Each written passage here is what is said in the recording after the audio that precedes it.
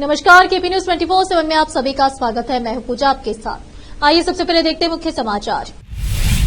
रायचूर में हुई सड़क दुर्घटना, लॉरी सड़क किनारे पलटी, 2 इंजीनियरों समेत 3 लोगों की हुई मौत। वायनाड भूस्खलन पीड़ितों के लिए बनाया जाएगा टाउनशिप, केरल के मुख्यमंत्री पिनराई विजयन ने कर्नाटक को दी जानकारी। राष्ट्रपति द्रौपदी मुर्मू का आज से आंध्र तेलंगाना का 5 दिवसीय दौरा, विभिन्न कार्यक्रमों में करेंगी शिरकत। देवेंद्र फडणवीस और एकनाथ शिंदे को जेल में डालना चाहती थी उद्धव सरकार, पेनड्राइव बम मामले में नया दावा। पीएम मोदी जाएंगे कुवैत, 43 साल बाद इस मुस्लिम देश में होगा भारतीय प्रधानमंत्री का दौरा। यमुना एक्सप्रेसवे पर भीषण सड़क हादसा, 4 लोगों की मौत, 1 घायल।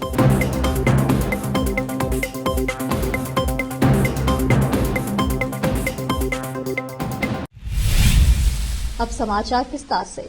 कांग्रेस के कुछ मंत्री, विधायक और नेता यहां आरोप लगाकर मुख्य वक्फ मुद्दे से लोगों का ध्यान भटकाने की कोशिश कर रहे हैं कि भाजपा के प्रदेश अध्यक्ष पीवाई विजेंद्र ने अल्पसंख्यक आयोग के पूर्व अध्यक्ष अनवर मणिपाड़ी को रिश्वत देने की कोशिश की।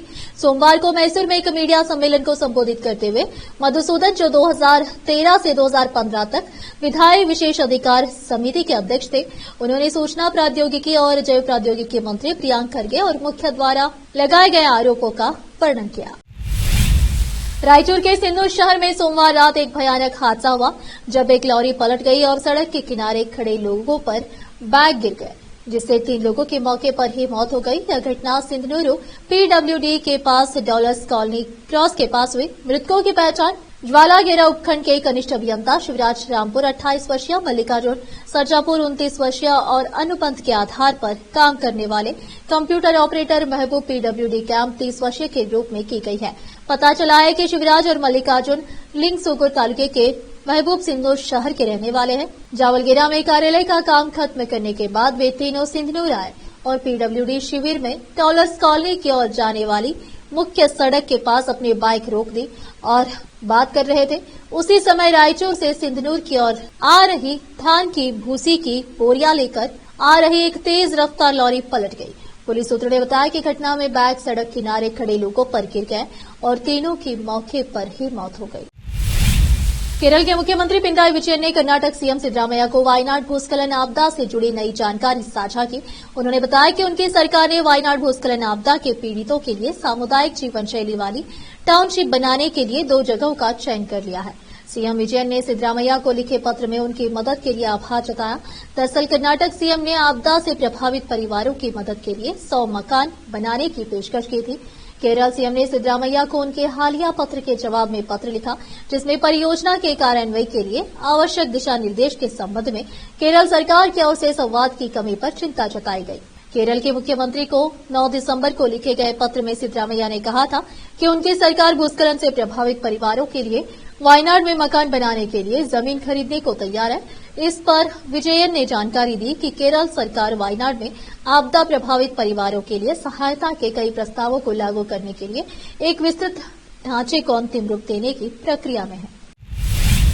हावेरी स्थित अंतर्राष्ट्रीय कलाकार करियप्पा हंचिनामणि ने हाल ही में दिवंगत हुए तबला वादक उस्ताद जाकिर हुसैन को अनोखे अंदाज में श्रद्धांजलि दी है। उन्होंने कैनवास पर एक्रिलिक पेंटिंग में जाकिर हुसैन का चित्र बनाया है। भारत के मशहूर तबला वादक उस्ताद जाकिर हुसैन का रविवार को अमेरिका के सैन फ्रांसिस्को में निधन हो गया। संगीत जगत के कई दिग्गजों ने स्टार को भावभीनी श्रद्धांजलि दी है।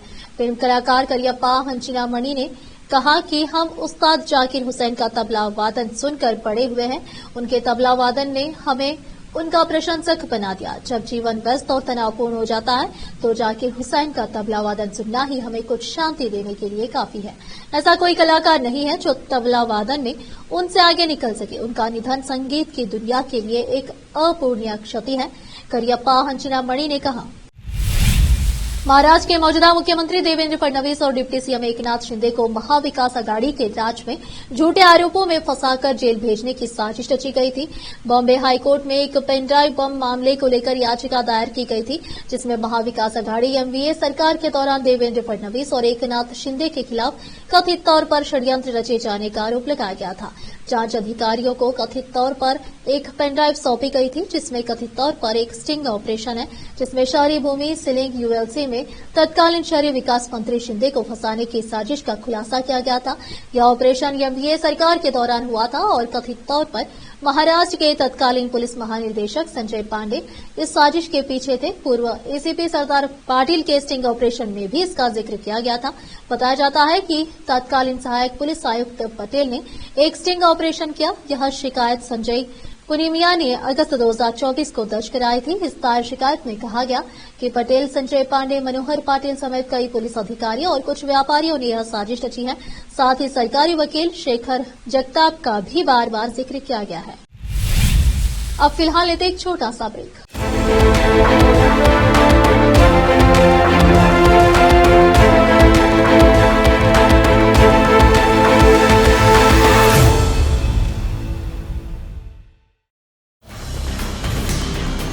हिंदुस्तान के हर कोने में हम हैं मौजूद। 24 घंटे हालात पर गहरी नजर, खबरों से जुड़े चुपते सवालात और आपको दिखाता है धार्मिक, सामाजिक, राजनीतिक, लोकल और इंटरनेशनल न्यूज की सबसे बेहतर कवरेज, जो आपको रखती है हर पल बाखबर। देश और दुनिया भर की खबर के लिए देखते रहें केपी न्यूज 24/7। ನಮಸ್ತೆ, ನನ್ನ ಹೆಸರು ಅಶ್ವಿನಿ. ನಾವು ಮಹಾರಾಷ್ಟ್ರ ದುರ್ಗದಿಂದ ಬಂದಿದ್ದೆವು. ನಮ್ಮ ಮದುವೆಯಾಗಿ 15 ವರ್ಷ ಆಯಿತು, ಮಕ್ಕಳಾಗಿರಲಿಲ್ಲ. ನಾವು 4-5 ಸಲ ತೋರಿಸಿದೆವು. ಬೀದರ್, ಬಸವಕಲ್ಯಾಣ, ಔರಂಗಾಬಾದ್, ಹೈದರಾಬಾದ್ ಎಲ್ಲ ತೋರಿಸಿದೆವು. ಎಲ್ಲಿ ಮಕ್ಕಳಾಗಿರಲಿಲ್ಲ. ಇಲ್ಲಿ ಬಸವಕಲ್ಯಾಣ ಜೀವನ್ ಜ್ಯೋತಿ ಹಾಸ್ಪಿಟಲ್ ಬಂದಿಲ್ಲ. ಮೇಡಮ್ ಟ್ರೀಟ್ಮೆಂಟ್ ಇದ್ದಿದ್ದು 1 ತಿಂಗಳಿಗೆ ನಮ್ಮದು ಸಕ್ಸಸ್ ಆಗ್ಯದ. ಐದೇ ಟ್ರೀಟ್ಮೆಂಟ್ ನಮ್ಮ ಮಗ ಹುಟ್ಟ್ಯಾನ. ಈಗ ಮಗನಿಗೆ 1 ತಿಂಗಳಾಯಿತು. नूर एजुकेशन ट्रस्ट बीदर की ओर से चलाए जाने वाला Noor M Ed and B Ed college Bidar, recognised by NCTE Delhi and affiliated to Bidar University Bidar. Admission are open for the academic year 2024-25. विशेषज्ञ और सक्षम शिक्षकों द्वारा शिक्षा प्राप्त करने के लिए नूर एमएड एंड बीएड कॉलेज में दाखिला लें और शांत वातावरण में शिक्षा प्राप्त करें। बीदर शहर में बेहतर शिक्षा का एकमात्र केंद्र Noor M Ed and B Ed college, Shahpur gate, Bidar. Phone numbers 9945283920, 8482221297। Break के बाद आप सभी का स्वागत है। आइए देखते हैं देश के अन्य समाचार। राष्ट्रपति द्रौपदी मुर्मू आज से आंध्र प्रदेश और तेलंगाना के 5 दिवसीय दौरे पर रहेंगे। राष्ट्रपति भवन की ओर से दी गई जानकारी के अनुसार राष्ट्रपति 17 से 21 दिसंबर की इस यात्रा के दौरान नीलियम, बोलारम और सिकंदराबाद में रुकेंगे। राष्ट्रपति भवन द्वारा जारी बयान में कहा गया है कि द्रौपदी मुर्मू मंगलवार को आंध्र प्रदेश के मंगलगिरी स्थित एम्स के दीक्षांत समारोह में भाग लेकर शोभा बढ़ाएंगे। इसके अलावा वह 18 दिसंबर को नीलियम, बोलारम, सिकंदराबाद में विभिन्न पहलों का उद्घाटन और शिलान्यास करेंगी। बयान में कहा गया है कि राष्ट्रपति मुर्मू 20 दिसंबर को college of defence management Secunderabad को राष्ट्रपति ध्वज प्रदान करेंगे। उसी शाम वह राज्य के गणमान्य व्यक्तियों, प्रमुख नागरिकों और शिक्षाविदों सहित अन्य लोगों के लिए नीलियम में एक एट होम रिसेप्शन की मेजबानी करेंगी। प्रधानमंत्री नरेंद्र मोदी 21-22 दिसंबर को कुवैत दौरे पर जा सकते हैं। पीएम मोदी का खाड़ी के देश कुवैत का यह दौरा कई मायनों में अहम माना जा रहा है। हाल ही में कुवैत के विदेश मंत्री भारत आए थे और पीएम को कुवैत दौरे का निमंत्रण दिया था। इससे पहले साल 1981 में किसी भारतीय पीएम ने कुवैत का दौरा किया था। 1961 में भारत और कुवैत के बीच राजनयिक संबंध बने थे, जिसके बाद से दोनों देशों के संबंध शानदार रहे। कुवैत में बड़ी संख्या में भारतीय समुदाय के लोग रहते हैं। कुवैत खाड़ी सहयोग परिषद जीसीसी का एकमात्र देश है जहां पीएम मोदी ने अभी तक दौरा नहीं किया है। कुवैत फिलहाल जीसीसी का अध्यक्ष है। जीसीसी में कुवैत के अलावा संयुक्त अरब अमीरात, बहरीन, सऊदी अरब, ओमान और कतर भी शामिल है।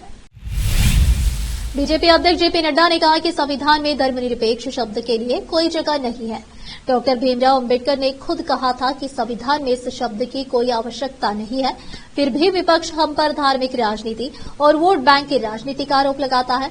नड्डा ने यह भी कहा कि भारतीय जनता पार्टी कभी भी समाज को किसी खास प्रकार के धर्मनिरपेक्षता में बांधने का काम नहीं करती। उन्होंने कहा, भारत के लोग तय करेंगे कि वे किस प्रकार के समाज में रहना चाहते हैं और हम उन्हें किसी खास तरह के समाज में रहने के लिए नहीं कहने वाले होते। नड्डा के इस बयान ने संविधान के प्रति बीजेपी की विचारधारा को स्पष्ट किया और विपक्षी आरोपों को नकारा।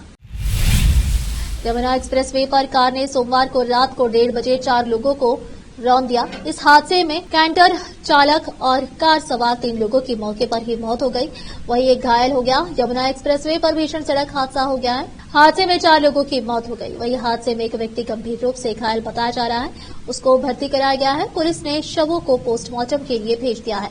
यमुना एक्सप्रेसवे के किलोमीटर 161 पर अज्ञात वाहन से टकराई कैंटर के फंसे चालक की मदद के लिए 2 कार सवार और एक कैंटर चालक गाड़ियों को साइड में खड़ी कर रुके और कैंटर के फंसे चालक को निकालकर उसे साइड में ले जाने लगे कि तभी आगरा से नोएडा की तरफ जा रहे कार सवार चालक ने घायल कैंटर चालक सहित सभी मददगारों को रौंद दिया। हादसे में 4 की मौके पर ही मौत हो गई। बिहार में इन दिनों व्हाट्सएप कॉल शिक्षकों के जी का जंजाल बन गया है। व्हाट्सएप कॉल की घंटी बजते ही शिक्षकों के चेहरे पर डर और भयानक ठंड में भी माथे पर पसीना आ जाता है। बिहार के शिक्षक इन दिनों खौफ में हैं और व्हाट्सएप कॉल आते ही उनके होश उड़ जाते हैं। इसे पढ़कर आप हैरान मत होइए, ऐसा बिल्कुल भी नहीं है कि व्हाट्सएप कॉल के जरिए इन शिक्षकों के साथ कोई फ्रॉड का खतरा है या कोई साइबर अपराधी उन्हें फोन कर उन्हें ठगने की योजना बना रहा है, बल्कि मामला इसके बिल्कुल ही विपरीत है। दरअसल इन दिनों शिक्षक विभाग के अपर मुख्य सचिव डॉक्टर सिद्धार्थ ने स्कूलों के निरीक्षण का अनोखा तरीका अपनाया है। अपर मुख्य शिक्षा सचिव सीधे विद्यालय के प्रभारी शिक्षक से लेकर सहायक शिक्षक और टोला सेवक तक के फोन पर व्हाट्सएप के जरिए फोन करते हैं। वीडियो कॉल के जरिए एसीएस डॉक्टर सिद्धार्थ शुक्ला का निरीक्षण करते हैं। विद्यालय के एक कमरे की जांच करते हैं। स्कूल में छात्रों की उपस्थिति से लेकर शिक्षकों के पढ़ाने के तरीके का जायजा लेते हैं और फिर त्रुटि पाए जाने पर व्हाट्सएप के जरिए ही शिक्षक के पास कार्रवाई का पत्र पहुंच जाता है। सोशल मीडिया के इस जमाने में जहां एक तरफ लोग व्हाट्सएप के जरिए एक दूसरे से कनेक्ट कर रहे हैं, तो वहीं बिहार के शिक्षक व्हाट्सएप का नाम सुनकर ही खौफ में चले जा रहे हैं। अब फिलहाल देखो छोटा सा ब्रेक।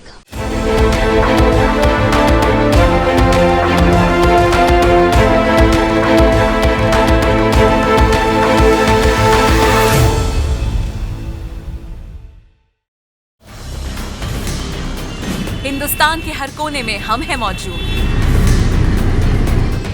24 घंटे हालात पर गहरी नजर, खबरों से जुड़े चुपते सवालात और आपको दिखाता है धार्मिक, सामाजिक, राजनीतिक, लोकल और इंटरनेशनल न्यूज की सबसे बेहतर कवरेज, जो आपको रखती है हर पल बाखबर। देश और दुनिया भर की खबर के लिए देखते रहें केपी न्यूज 24/7। ನಮಸ್ತೆ, ನನ್ನ ಹೆಸರು ಅಶ್ವಿನಿ. ನಾವು ಮಹಾರಾಷ್ಟ್ರ ದುರ್ಗದಿಂದ ಬಂದಿದ್ದೆವು. ನಮ್ಮ ಮದುವೆಗೆ 14 ವರ್ಷ ಆಯಿತು, ಮಕ್ಕಳಾಗಿರಲಿಲ್ಲ. ನಾವು 4-5 ಸಲ ತೋರಿಸಿದೆವು, ಬೀದರ್, ಬಸವಕಲ್ಯಾಣ, ಔರಂಗಾಬಾದ್, ಹೈದರಾಬಾದ್ ಎಲ್ಲ ತೋರಿಸಿದೆವು, ಎಲ್ಲಿ ಮಕ್ಕಳಾಗಿರಲಿಲ್ಲ. ಇಲ್ಲಿ ಬಸವಕಲ್ಯಾಣ ಜೀವನ್ ಜ್ಯೋತಿ ಹಾಸ್ಪಿಟಲ್ ಬಂದಿಲ್ಲ. ಮೇಡಮ್ ಟ್ರೀಟ್ಮೆಂಟ್ ಇದ್ದರೆ 1 ತಿಂಗಳಿಗೆ ನಮ್ಮದು ಸಕ್ಸಸ್ ಆಗಿದೆ. ಐಡಿಯಾ ಟ್ರೀಟ್ಮೆಂಟ್ ನಮ್ಮ ಮಗ ಹುಟ್ಟಾನ. ಇವಾಗ 1 ತಿಂಗಳಾಯಿತು. नूर एजुकेशन ट्रस्ट बीदर की ओर से चलाए जाने वाला Noor M Ed and B Ed college Bidar, recognised by NCTE Delhi and affiliated to Bidar University Bidar. Admission are open for the academic year 2024-25. विशेषज्ञ और सक्षम शिक्षकों द्वारा शिक्षा प्राप्त करने के लिए नूर एमएड एंड बीएड कॉलेज में दाखिला लें और शांत वातावरण में शिक्षा प्राप्त करें। बीदर शहर में बेहतर शिक्षा का एकमात्र केंद्र Noor M Ed and B Ed college, Shahpur gate, Bidar. Phone numbers 9945283920, 8482221297।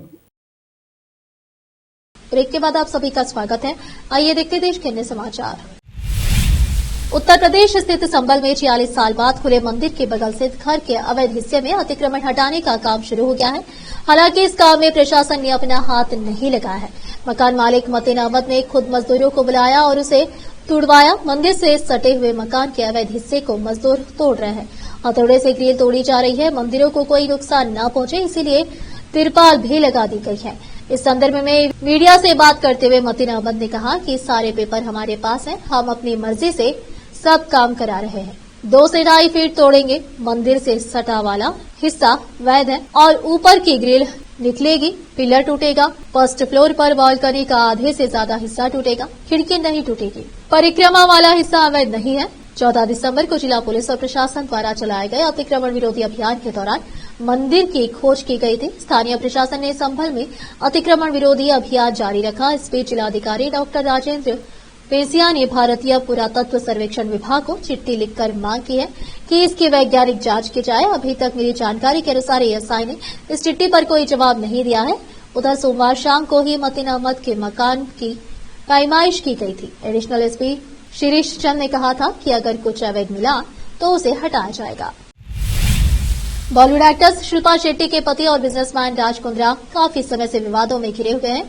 उन पर मनी लॉन्ड्रिंग से लेकर अपने प्रोडक्शन हाउस में अश्लील कंटेंट बनाने के केस चल रहे हैं।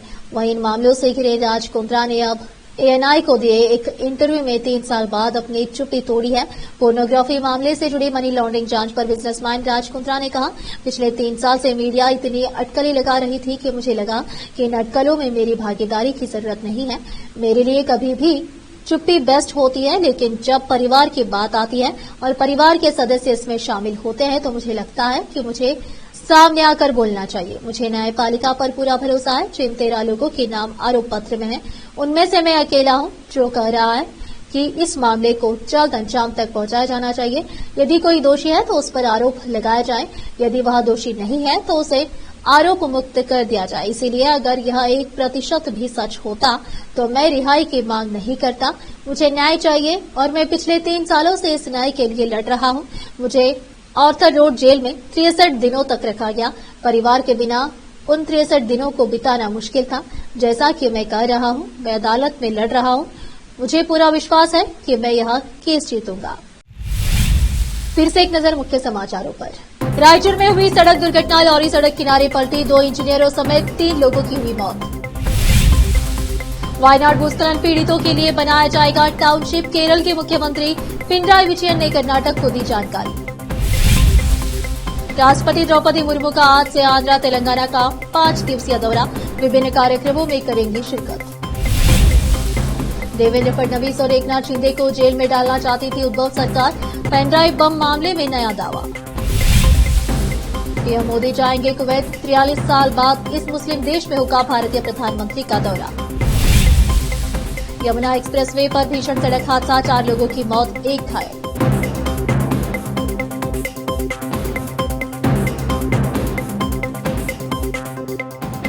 केपी न्यूज में इस वक्त के लिए इतना ही। देश प्रदेश के समाचारों के लिए देखते रहिए आपका अपना चैनल केपी न्यूज 24/7। धन्यवाद।